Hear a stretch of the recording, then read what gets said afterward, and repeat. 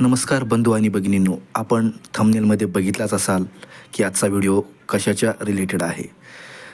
तर ज्या ज्या महिलांनी मुख्यमंत्री माझी लाडकी बहीण योजनेमध्ये फॉर्म भरलेला होता, त्यांचे फॉर्म ॲप्रूव्ह झालेले आहेत. काहींचे रिजेक्टसुद्धा झालेले आहेत आणि काहींचे डिसअप्रुव्हलसुद्धा झालेले आहेत.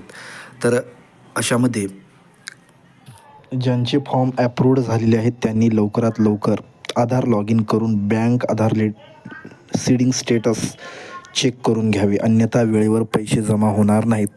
तर चला मग कशा प्रकारे स्टेटस चेक करावे हे आपण या व्हिडिओद्वारे पाहणार आहोत. तर त्या व्हिडिओला स्टार्ट करण्यापूर्वी अगोदर ज्यांनी चॅनलला सबस्क्राईब केलं नसेल त्यांनी लवकरात लवकर सबस्क्राईब करून घ्यावे आणि बेल आयकॉनला दाबायला विसरू.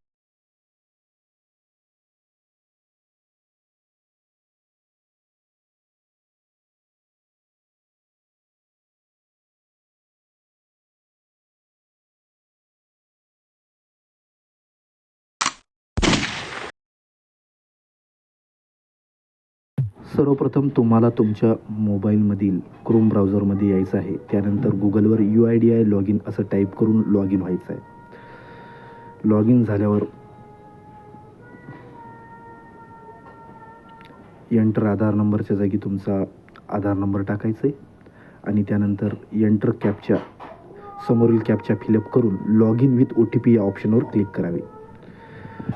लॉग इन विथ OTP ऑप्शनवर क्लिक केल्यावर तुम्हाला तुमच्या रजिस्टर्ड मोबाईलवर OTP जाईल आणि तो OTP तुम्हाला एंटर OTP या जागी टाकून लॉग इन व्हायचं आहे. आता मी लॉग इन करतोय.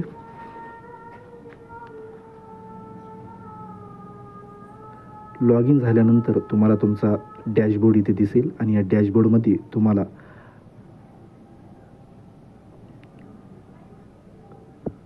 असा डॅशबोर्ड दिसेल आणि यामध्ये तुम्हाला बँक सीडिंग स्टेटस